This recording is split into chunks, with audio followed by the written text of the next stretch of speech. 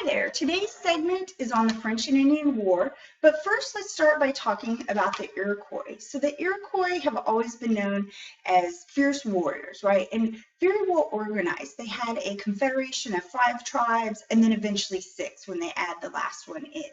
Now they're big players in North America and they're going to have an influence on the British colonies. And so early on, the Iroquois fought what we call the Beaver Wars. And so this is where they tried to take as much territory as they could from New York all the way up into Canada. And so they did fight successfully and gain a lot of ground and consequently wiped out some whole Native American tribes such as the Huron.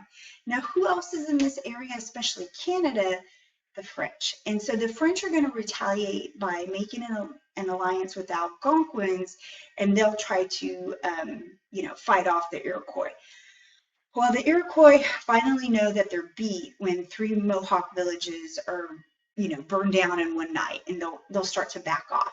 Now, the Iroquois realize that perhaps it's better to be neutral and not fight the French and not fight the British and not be on, any kind of alliances with them. So they do make an alliance, but it will be a trade alliance, and they're going to be neutral, and they're going to trade with both the French and the British and stay out of their warfare and disputes. And so this works pretty well. And the Iroquois, they do play the British and the French off each other a little bit. They're a little sneaky like that, but they do enjoy trading, and of course they're welcome to get gifts such as guns and gunpowder and rum and other goodies. And so they're pretty happy for a while.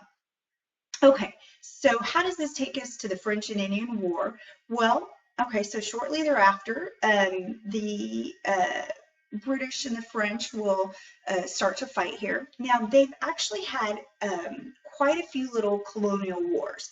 Now, one of the big causes of the French and Indian War is going to be mercantilism and trade competition. And so France, Britain, Spain, even Austria had several prior wars fighting over colonies, resources, and trade.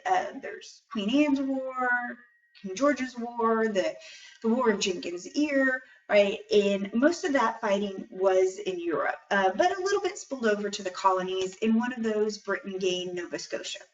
Okay, now the French and Indian War, or the 7 Years' War, as the British and Europeans call it, is going to have much more fighting in North America, though they do some fighting in Europe and abroad. Okay, so tensions are high, right? And there's a lot of competition to get colonies and control trade. So all we need is a spark to kind of spark off another little, war. Okay, so this spark is actually going to come in the Ohio River Valley. So you've got a lot of Native Americans moving into this area, especially from Pennsylvania after that walking treaty where they're starting to be forced out by all these new immigrant settlers coming in. Now, who's already in the area? The French, right? And they're fur trading and trapping, and they're actually going to build a line of forts in the Ohio River Valley. Well, now the British settlers are running out of room, and they start eyeing the Ohio River Valley. Now, the Ohio Company of Virginia is granted 200,000 acres from the Crown to go ahead and move settlers out there. So now as they start to go out there, definitely there will be some fierce competition for this land. Now, the governor of the Ohio Company is going to send out a small militia of soldiers led by our one and only George Washington. Okay, so he's out there kind of surveying, seeing what the French are doing, and sees all these forts popping up. So he's near Fort Duquesne, which will later be known as Pittsburgh, and he comes across a small detachment of French troops, and he attacks, right? So he attacks and wins, but his intel tells him that, oh, there's a big fort, Fort Duquesne. So Washington and his troops will quickly build what they call Fort Necessity. So out of necessity, a quick little fort to help protect themselves, and then the rest of those French troops come along and will attack. George Washington will actually lose this one, and he'll have to surrender, but he's able, to go home and fight another day. So this is the spark, right? Fort Necessity and Fort Duquesne that kicks off this French and Indian War. Okay, so the war is between the French and the British. Again, in Europe, they're going to call it the 7 Years' War. Okay, so now that the war is on, we've got to come up with a defense plan. And so Ben Franklin actually calls the Albany Congress or the Albany Plan of Union. You might see it either way. Okay, so the Albany Congress was an attempt to get all of the colonies together, the 13 colonies, and have some kind of common defense, right? And Franklin's worried that, the French are going to beat us, right? And the French have a lot of Native American allies, and the British don't have that many. So he calls the Congress and comes up with a central government over all the colonies that could recruit a militia, and they would tax the colonies to pay for that militia and set up a more centralized common defense, something more organized rather than each colony, having to call up its militia once they're already attacked. So something more proactive. So hence we have Ben Franklin's join or die engraving that he created for this Congress. And you can see the different parts of the snake represent different colonies. And if your snake is cut up here, right, you're not going to survive. And so he's saying we need to join together or we're going to die. And so let's come together before the French beat us. So do you think they're going to come together? Of course not, right? The colonies don't want to lose control of their taxation powers, and they don't want to have like this central government over them, recruiting their men, collecting taxes, and they just don't want to give up that autonomy. So the Congress actually fails. They don't get that. However, it is important because it's our first step at uniting. Until now, all of the colonies functioned separately and did not work together. And we're going to see as we move towards the American Revolution, they're going to start calling more and more Congresses, and they're going to be more and more united and more successful. Now, there's a second reason that Franklin called this Congress, and this will be on your quiz for sure. He wanted to make an alliance with the Iroquois. And so the Iroquois were invited to the Congress, and he asked them, will you be on our side? Can we count on you to fight with us?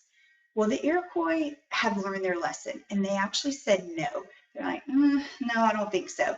And they're happy to trade and kind of pit the French and the British off of each other, and hopefully are hoping to maybe gain some land out of this war. So they back down, and we lose this, could be important alliance.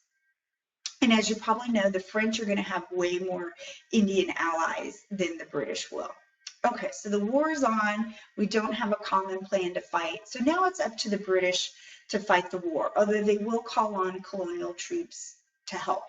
Okay, so the British start by attacking small forts in the Ohio River Valley, and this really isn't gaining any ground, attacking little forts in the wilderness. Well, William Pitt, the Prime Minister of Britain, will come in, and he changes the strategy. He says, no, we've got to hurt France, right? We've got to actually take something significant. So let's focus on Canada. And so he'll do a massive campaign in Canada, and they take Louisbourg, and then they burn down Quebec, and then finally when they take Montreal, the French will surrender. The other thing that William Pitt does is he bridges the colonial troops with the British troops. Now, at first these troops don't work well together. The British have a very disciplined army. They're career soldiers. They march out in these rows and have drills and this set of rules that they fight by. Well, your colonial militias, they're farmers by day, volunteers when needed.